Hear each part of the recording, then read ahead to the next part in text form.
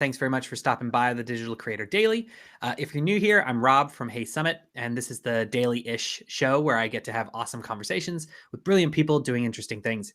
We talk about the creator mindset, staying authentic, assembling your toolkit, exploring platforms, and a whole lot more.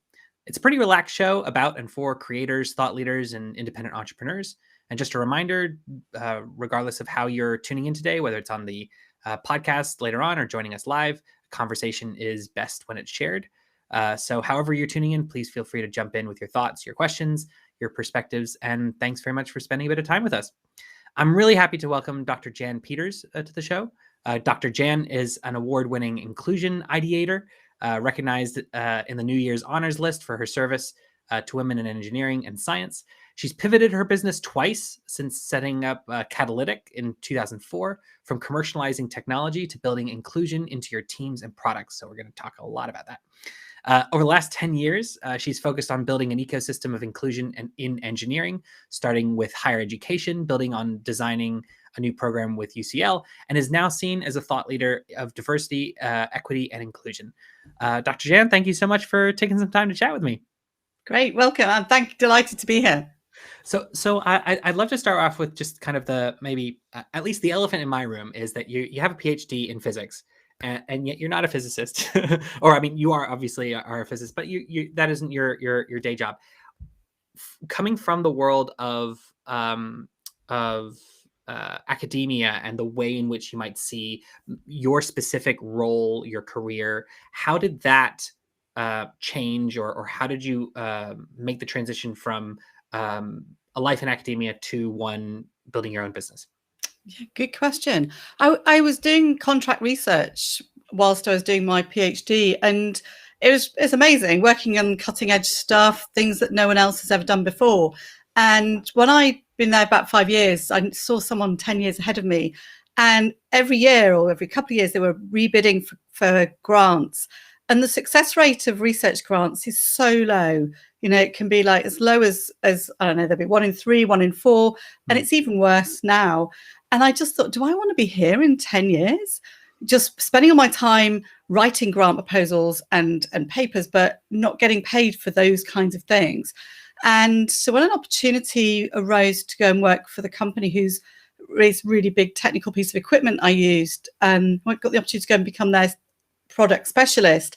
I was really excited by it, traveling around the world, meeting different people, working with the sales team, the R&D team, developing the next generation of technology.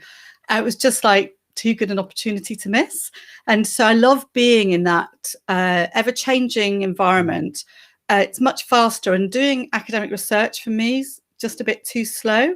And when I was doing research, I was always doing community outreach, promoting women in science, finding a placement on Radio 4, always doing other things too that filled in that piece of my brain. So working in industry and manufacturing ticked those boxes for me, basically. And then how did you go from that, then working in industry, to transitioning again to starting your own business, especially on the consultancy side? Yeah, so I took a bit of a jump in between to work in science policy, okay, commercializing technology from all sorts of different research institutions, and again, building partnerships between industry and academics, putting lots of different bits of technology together to create a really unexpected piece of technology. And it was the beginning of geographical information systems, and we were putting that together with marine science data, looking at where people might go if there was somebody went overboard or somebody got lost at sea, for example. So I love that creativity of putting different things together. So I ended up setting my own business up via to really further that dimension of my work. But I'd also had a secondment looking at diversity, which we'll come to maybe later. Yeah. But it was the freedom to be able to be the piece in the middle, and be more creative and more flexible, I think was the thing that really sparked me working for myself. So it was kind of a push from a flexibility and creativity side of things, rather than let's say frustration with a corporate environment, or thinking that you could have a different type of impact. It was really just a way to get you to where you wanted to go in terms of your interests and in combination of them? Yeah, a little bit of that, combined with wanting to live on the South Coast and go windsurfing. That was an Nice. important part of where I ended up. But I suppose in the corporate world, I enjoyed it. But I did a profile once when I was in one company, and it sort of was like, oh, you don't really kind of fit. You're always wanting to be the maverick and the change agent, and I just saw the corporate world as a challenge, and I was always the one who said, well, what do you mean you can't do that? Well, but we need to do that. Okay, so we can't do it that way, we can do it this way. And so when I set my business up, and I called it Katalytik rather than Jan Peters Consulting, because I didn't want it to be about me. I wanted it to be about making a difference, creating change. And somebody I worked with once said, go on, Jan, just do your bit. I said, what do you mean? She said, your catalytic magic, the little bit of what it is you bring. And I hadn't really thought about it until then. And it was that I managed to bring information from over here and over here, bring things together and put them together in a way that other people wouldn't necessarily think about. And so it's that creative, innovative, I guess the ideation piece that I enjoyed. And so often, it takes other people to look at what it is that you're doing and explain the magic that you actually bring to any situation, rather than you knowing that first off, on your own. I guess one question I have is about how you found your, I don't want to say niche, because I know that your focus has kind of remained constant, but the way in which you plug that gap, the way that you figured out this ideation piece was actually the thing that was most valuable to people.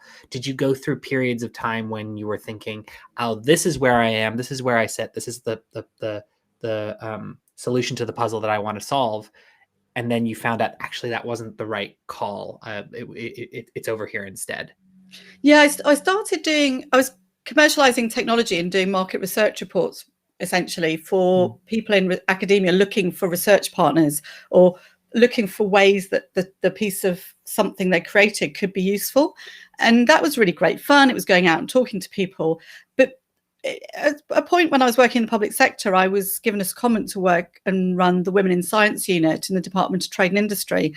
And it was a 6-month secondment. I was there for 3 years, but I had quite a profile for that, and I was the UK expert on women in science, and I created a bit of a shift in terms of evidence-based work, undertaking research, and building a community of people. And when I started my own business, people would come to me and say, "Could I help? Could I do this?" And so I started then both responding to pieces of opportunities for consulting work, but also creating ideas with people based on other work I'd done, and then pitching and getting it funded.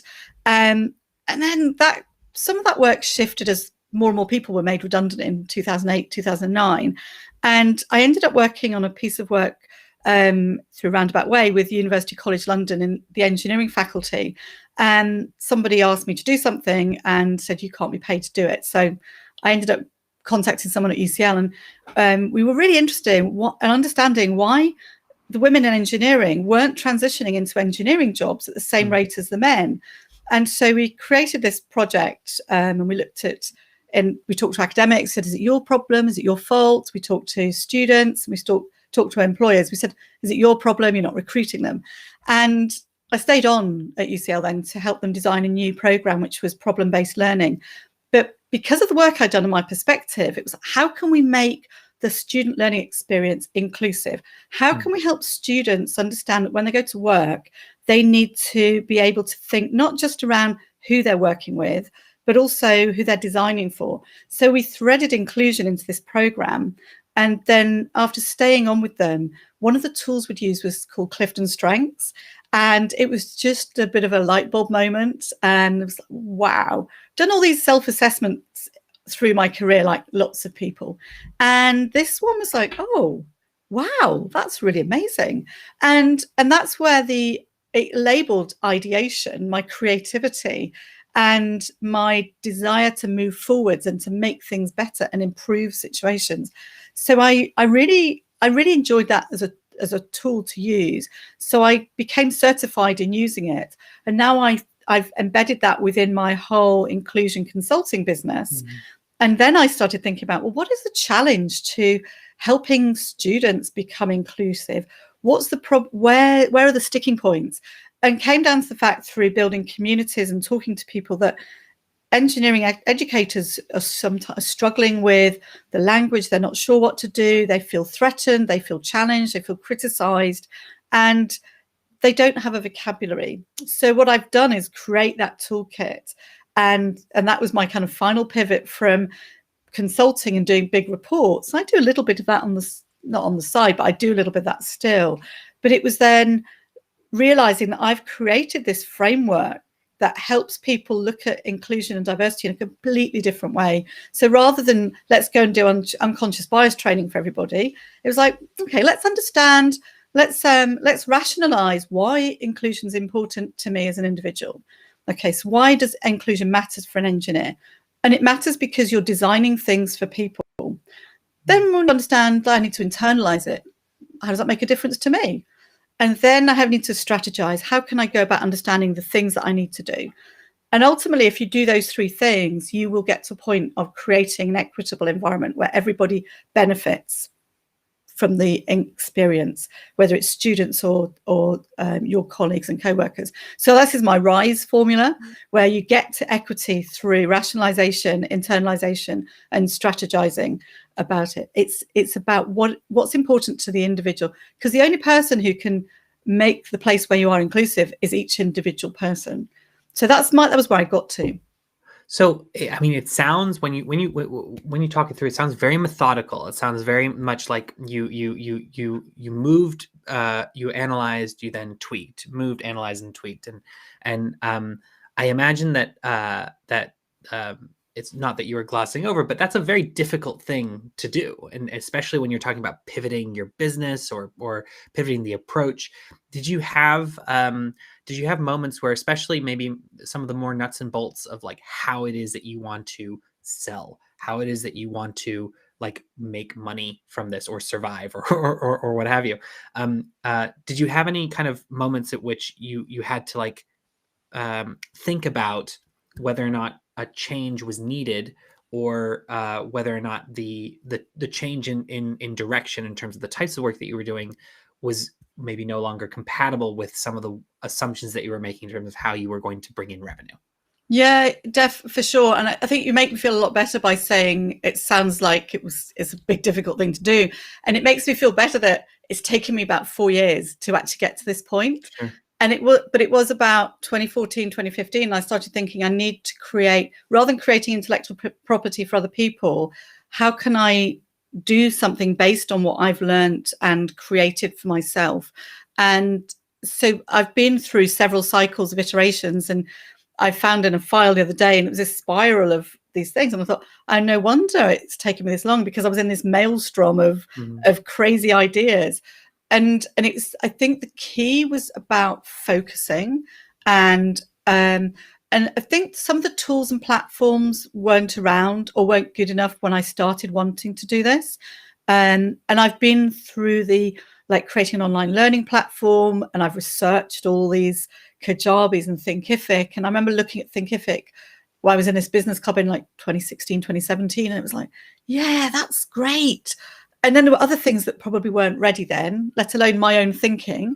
And so I've done that. I've looked at digital badging. I've looked at creating an app on your phone.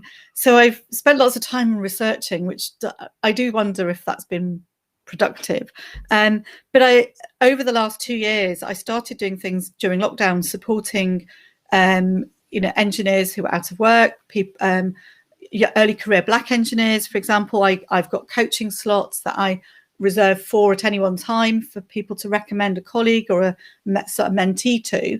And that gives me a great space for learning and understanding the challenges that people face. And then I've created online spaces which are just free. Let's come together and just talk. And I've really enjoyed that over the last 12 months. We have a Strengths Jam and a Live Lounge. So that shift into creating a product has always been there, but knowing how to do it and realizing that you need to actually sell it rather than pitch for it is really different, and it's a completely different mindset. So yeah, I'd love to then dig into that a little bit. How is it different? Like what are the differences when you're thinking about something from a product perspective, a productized service perspective to to what you were doing before? So when you're pitching for contracts, so you see a tender that comes out, it lands in your in tray, and you've got all your standard documents, you put a team together, you really creative, you look at what they require, make sure you tick the boxes, and then do a presentation. And I was, to start with, incredibly successful, and then the competition got a bit hotter. And so it's everything goes into this one thing, and that's really energizing. And then you get it, and then it's all full on to deliver it, and then you finish it, and then you have to rinse and repeat.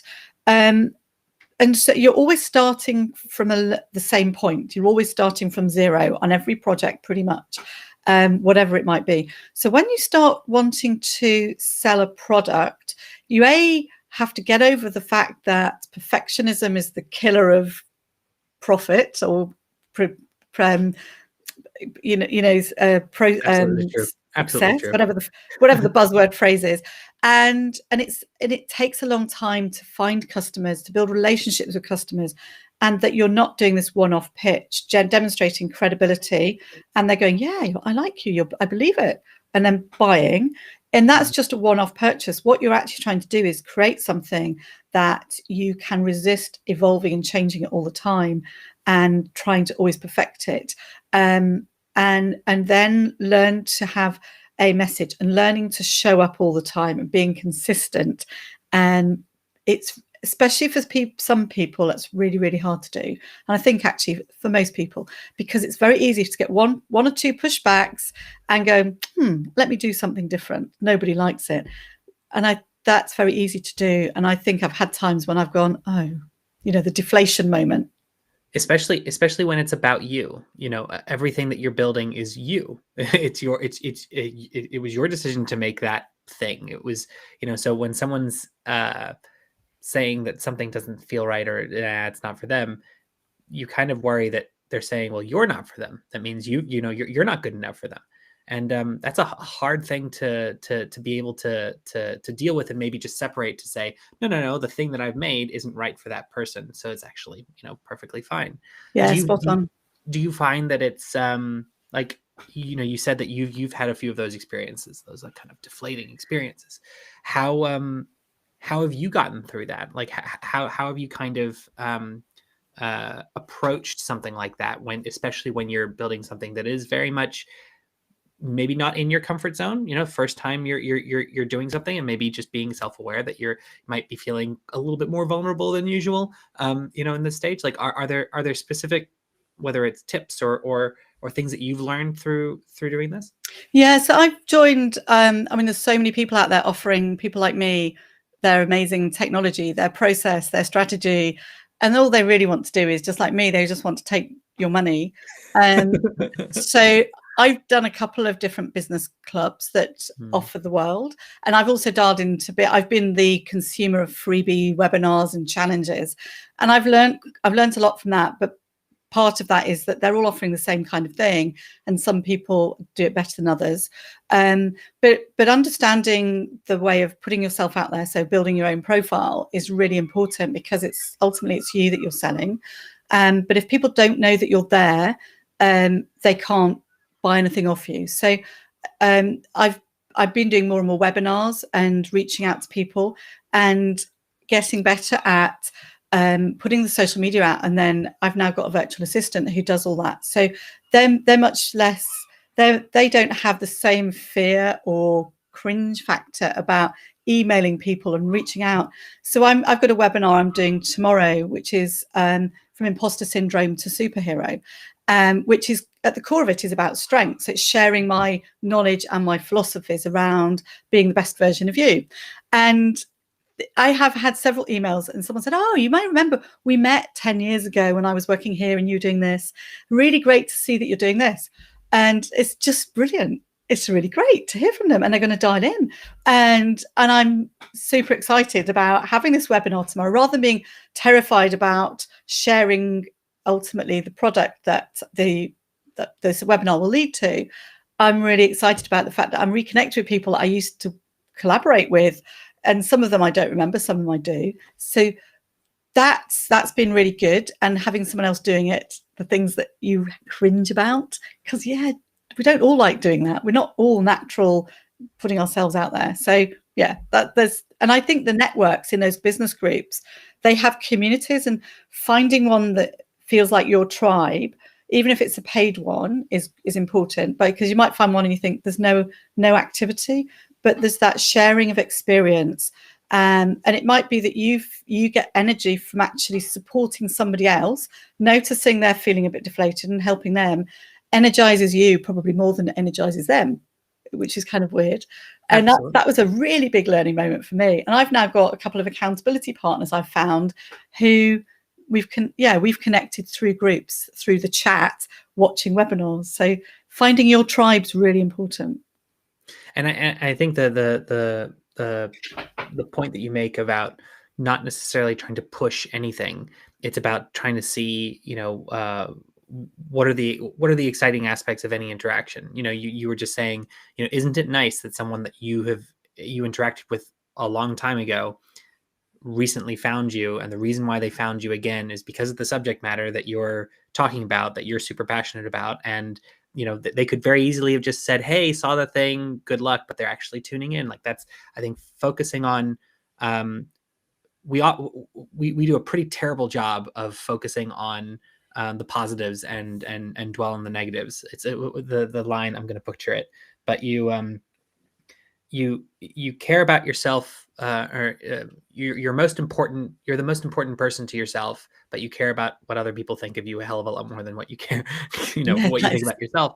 And I think that it's a bit of a a mind mess with you when you're trying to build something, especially when as we said, it's like the building blocks are all you, the representation is all you, and so it's really interesting the way that you put that.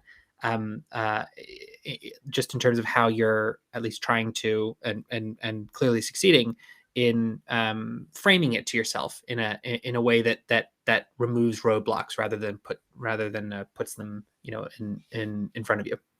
Yeah, it is. And I think that what sometimes the biggest roadblock is that reaching out. And you asked earlier about the shifting to selling. Yeah. And the thing that I've learned is that it's not about selling, it's about finding the right people who want what it is that you've got to offer. Exactly. And it's that by labeling your messages and your webinars, and a lot of the people I work with, or I'm looking to work with, are people who are working in engineering. Maybe they're teaching engineering and they're feeling really confused and unsure of themselves around inclusion. Can they say that? Can they say this? What would be the best way to support and engage their students? And by labeling people in your email messaging or in your webinars, that then makes people go, oh, I'm interested. And they're the ones that reach back out to you. And so it's not about the sell, it's about understanding what you have to offer them. And someone said to me, as a coach that I was collaborating with a while ago, and she said, don't look at it like that. Don't feel embarrassed about phoning somebody up for a follow-up or feedback, or they were a client 3 years ago. She said, just think about, you're depriving all those people in that company of your energy and your expertise that you could really change lives with. Oh, I hadn't really thought about it like that before. The point that you also just made about, if you're selling something, that means that 9 times out of 10 you will lose the sale. But if you are just trying to find the people who need help, need the type of help that you can give them, if someone isn't that type of person, that doesn't matter at all to you. That's not losing anything. That's great, because you found that, okay, cool, this person doesn't need my help. I think even just thinking of it a little bit more like that is something that I think a lot of people assume that we all think through, but certainly when you're building your own business, you definitely dwell on the failure metrics rather than the success metrics in some ways. Do you ever find that people you come across gauge their success by the size of their mailing list? Oh yeah, totally. And it's all about mailing lists. actually, there's no, if you've got 10,000 people, but they're not the right people, there's no point. You might as Next to well useless. have 15, 500, 1,000, even 100. If they're your tribe, they're your people who you serve, that's all you need. Exactly. I mean, we hear it a lot because obviously with online events, people want to get sponsorships and they want to get like the biggest sponsors to come in, and they want, of course, the sponsors to donate $50,000, right, each time. And they then think, well, that I need to have at least 100,000 people coming, or 50,000 people coming, or 20,000 people, whatever it is, coming in order for this sponsor to be relevant. And that's not the way to look at it at all. It's the way to look at it is, what is that sponsor selling? What kind of audience do they want to get in front of? Do they have a very narrow audience that you're providing? And will that be a lot more valuable to them? And I think that the moment you kind of like deconstruct that, it's exactly as you're saying. Like if you have a mailing list of 500 people, if you have a mailing list of 100 people, and that those 100 people are hanging on your every single word, and they will buy whatever it is that you put in front of them because they are just so perfect, that is a powerful audience. That's far more powerful than 10,000 people with an open rate of like 2% and nobody clicks on anything. Yeah. I think people definitely but you discover that through building up that list of 10,000 people and realizing it's a pretty useless list. Yeah. So Yeah. you obviously identify as a coach. You are a coach, but and a lot of people out there might be interested in coaching in a multitude of different formats. And coaching, I think we were talking about this earlier. It's kind of this like catch-all, almost a bit of a catch-all term, but like everybody and their mother wants to be a coach. And I think there's a lot of expectation out there, and there's a lot of FOMO. There's a lot of pressure out there to all you need to do is become a coach and you'll be fine. You'll make millions. You'll be able to retire on the beach, and you'll be having a few conversations every week, and that'll be good. And obviously, it's not like that. But I'd love to kind of hear a bit about how you think of your coaching business and how you structure coaching versus these products versus other kinds of services that you offer when you're thinking about how do I create a coherent business from a revenue perspective, because I think your approach is really interesting. Yeah, good question. So it's funny, if you'd asked me 10, 15 years ago and I was seeing various people becoming coaches, I never want to be a coach. I'm not a coach. Yeah. And as a coach, I have to be really careful. My style can be very energizing, and I can slip into, you need to do this, because I can see solutions to all the problems. You just need to do that and this and that, no problem. So I've never really seen myself as a one-to-one coach, but I do it, and I've really enjoyed it. But I do find that I don't know many people that have done the certifications I've done that have got businesses that just do coaching. Some people see the kind of big executive C-suite coaches charging £500, £1,000 for one session. Those people tend to also be on speed dial with their clients. And so when you think of that as a sort of an hourly rate, it's not necessarily true. For career coaching, people can be charging £20, £30 an hour. Now, if you've got lots of clients, that might be enough to pay your mortgage and manage your lifestyle. But that is hugely demanding on having 4, 5 clients every day of the week, because you still need to go out and get new clients and build your business. You always need to reserve at least 20% of your week for business functions and admin. So I've got a sort of a chunk of clients that I do, and I actually do my main coaching clients are so a lot of them are pro bono, because I do that as my kind of corporate responsibility, if you like, my social responsibility. I have really enjoyed running workshops where I've got between 10 or even smaller sometimes, but up to 70 or 80 people in a room I bring in a colleague, and we have an amazing day together. Lots and lots of deep learning and creativity, and then follow up. Now, quite often on the back of that, we do pick up coaching clients. But what we're working on at the moment is actually doing to try and manage the sort of the costs of supporting the kind of coaching ethos is group coaching, because we did some work at the beginning of lockdown with people, which was, we call them mind boosters. We're one of our university clients that we do work with every year. and we were doing it with students. We call them mood boosters, and we got, we started with the Corona coaster. Where are you all? Let's learn to use annotate in Zoom, and it really, some people were like down at the bottom, and some people had just been over the top and were heading down, and others were sitting nicely at the top of the sort of with the big view. So those were really, really positive. And we then, on the back of that, we created some coaching groups, and we had about 8 people in the group. And what we were doing was teaching coaching techniques to these early career engineers and helping them to ask questions of each other. And within the breakout groups, they were able to practice observing. They were able to, we put them into 3s. They could be coached, be a coach, be coached, be a coach, and be an observer, and then flip around. And it allowed people to hear other people's challenges and offer opinions sometimes, if depending on the environment we were creating.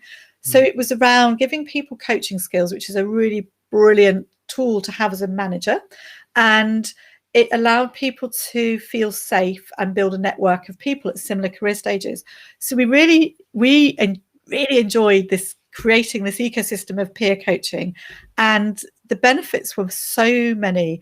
So people learned coaching techniques and strategies and questioning. They learned better listening, but they also some people found that when you're in a one-to-one coaching, the pressure is on you as the coachee. Of course. Ooh, the focus is on me. I've got to perform. I've got to think. I've got to do all the actions. Pressure. So some of the people in one of the groups we had was a bit apprehensive about being in coaching environment, but there was no pressure to actually be on the spotlight. And over the weeks, she then felt that she could do that, and she then was ready to be asked questions by other people. So it allows different people to get different things at different stages in the club. Plus, rather than it being 4 1 hour, 1.5 sessions, you end up taking part in a 12-month process where you're meeting every month. You can connect and communicate in between, because you've got, for you as the coach or the organizer, you've got that regular monthly income coming in, but you've also got that community spirit that you can build for each of your little cohorts that you have. So it gives sustainability and sustained support through the year for the individuals. So it's multifaceted. It's better for you, and it's better for your client community too. Yeah, and I love the fact that the approach that you're taking here is not product based. It is client based or problem based. So you're talking about all of these different methods, different types of ways of interacting with clients, and you're thinking about what stage are each of them in. What are probably some no-go stages. I'm not then interested in catering to you if you are in this stage of a career or whatever it is. So I love the fact that the way that you're thinking about this is you're trying to meet clients in different stages or different places that they feel comfortable, but you're not doing so in an inefficient format of just one-to-one coaching.